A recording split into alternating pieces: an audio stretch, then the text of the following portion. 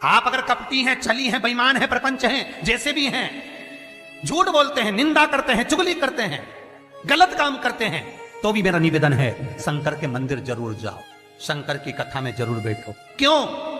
एक मंदिर के दरवाजे पर लिखा हुआ था, अगर आपका मन गंदा है तो मंदिर जरूर आना, मंदिर जरूर आना।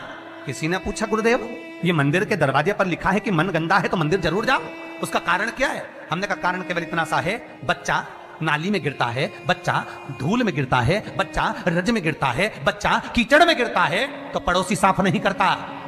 उस बच्चे को अगर गंदगी हो गई है, बच्चे गंदगी में आ गया तो उसको कोई पड़ोसी साफ नहीं करेगा, उसको कोई पड़ोसन साफ नहीं करेगी, उसको देवरानी जेठानी साफ नहीं करेगी।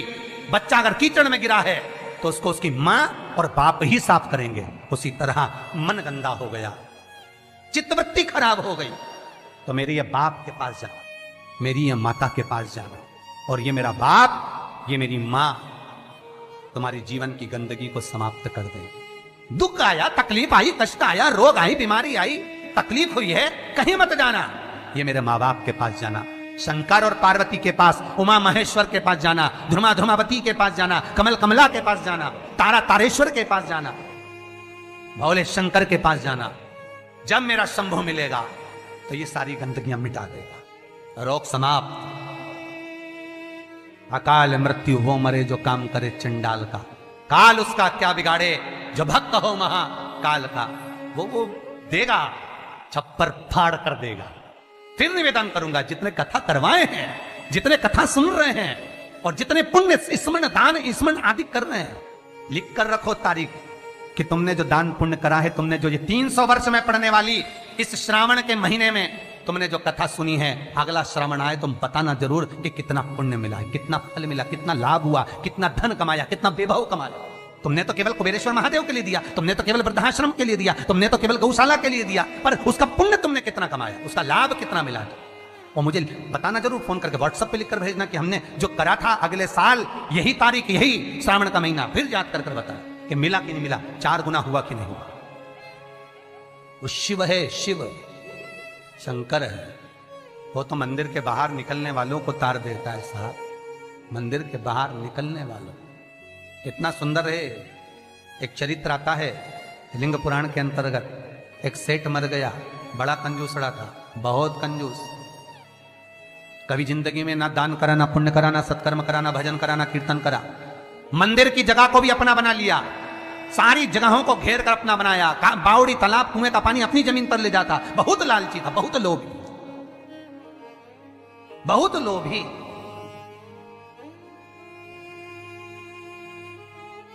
बस उसने अपनी पत्नी से एक बात कही थी कि मैं मरूं तो इतना सा करना, एक इतना सा काम करना कि किसी शंकर के मंदिर के बाहर कचरा पड़ा हो, धूल पड़ी हो, मट्टी पड़ी हो, उसको लाकर मेरे शरीर पर डाल दे, बस, और कुछ मत। पत्नी हमेशा पति से कहती थी तुम कभी दान पुण्य नहीं करे, इस गांव में तुमने कोई अच्छा काम नहीं करा, तुम्हारे शरीर को उठाने वाला तक नहीं मिलेगा, बच्चे हैं नहीं, तुम्हारा अंतिम संस्कार कौन करेगा। पति कहता है बस तुझसे जो कहा वो करना, और कोई दान नहीं, कोई पुण्य नहीं, कोई सत्कर्म नहीं, कुछ भी मत करना। पैसा जोड़ जोड़ के मर गया। इतना सा कह गया, मरूं तो मंदिर के बाहर, शंकर के मंदिर के बाहर की मिट्टी, रज, कचरा शरीर पे डाल देना। कोई गांव के लोग नहीं आए महाराज, पत्नी गई, केवल मिट्टी लाकर शरीर पर डाल दी।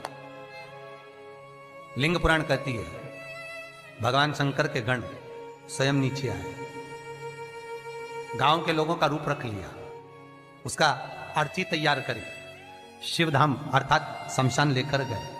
तो पत्नी पूछती है तुम कौन हो? गांव के लोग तो आए नहीं, तुम हो कौन? शिव के गण कहते हैं भगवान ये तुम्हारा सेठ है ना, गांव में दान नहीं करता था, बाहर दान करता था, हम बाहर से आए। अच्छा, मेरे पति को शमशान तक ले चलो। ले गए। कहते हैं शंकर के दरवाजे की मात्र रज, मात्र कचरा, मात्र भूमि की मिट्टी शरीर पर पड़ी थी। शंकर शमशान के दरवाजे पर खड़े होकर उसका वेलकम कर रहे थे, स्वागत। कि पूरी जिंदगी भले तूने नरक बाड़े में निकाली, पूरी जिंदगी भले लूटने में निकाल दी, पर अंतिम समय सुधार लिया। अंतिम समय को सुधारने का भी एक क्रम हमारे शास्त्र कितनी सुंदर बात कहता है महाराज, कितनी सुंदर बात। 3 धनभागी हैं, 3 धनभागी हैं। पहले नंबर पर भीष्म पितामह, जो भगवान कृष्ण के दर्शन करे, जिन्होंने भगवान कृष्ण का बचपन से लेकर जवानी तक का दर्शन करा। दूसरे नंबर पर धनभागी हैं दशरथ जी महाराज, जिन्होंने राम जी के दर्शन करे, राम दशरथ जी के घर में जन्मे। कितने किस्मत वाले होंगे।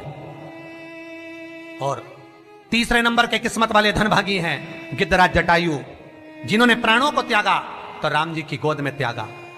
शास्त्र कहता है इन 3 धनभागियों में, इन 3 किस्मत वालों में भी प्रबल किस्मत वाला है गिद्धराज जटायु। क्यों? क्योंकि भीष्म पितामह के प्राण छूटे जब कृष्ण सामने नहीं थे। दशरथ जी के घर में बलराम जन्मे, पर दशरथ जी के प्राण छूटे तब राम सामने नहीं थे। और गिद्धराज जटायु, जिसने जीवन भर मांस खाया, पर जब प्राणों को त्यागा तब राम को सामने पाया, डर गया। बचपन गया जाने दो, जवानी गई जाने दो, अधेड़ी गई जाने दो, पर बुढ़ापा मत बिगड़ने देना। बुढ़ापे में शंकर के चरण पकड़ ले, शिव के चरणारविंद पकड़, मैं कहीं नहीं जाऊंगा। बीमारी भी दी है तो तूने दी है, सही करेगा तो तुम्ही ने दर्द दिया है, तुम ही दवा दो। मृत्युंजय है तू,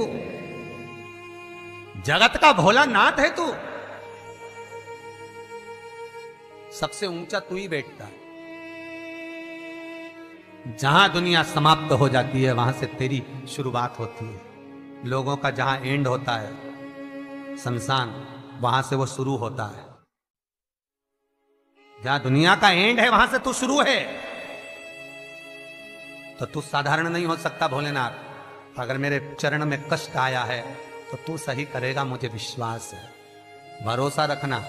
रोज शंकर के मंदिर के दरवाजे पर बैठकर शंकर पर 5 बेलपत्र चढ़ाकर 1 बेलपत्र उठाकर चबा चबा के उसके ही दरवाजे पर खा, घुटने भी सही कर देगा, शरीर भी करेगा। बस उस पर विश्वास,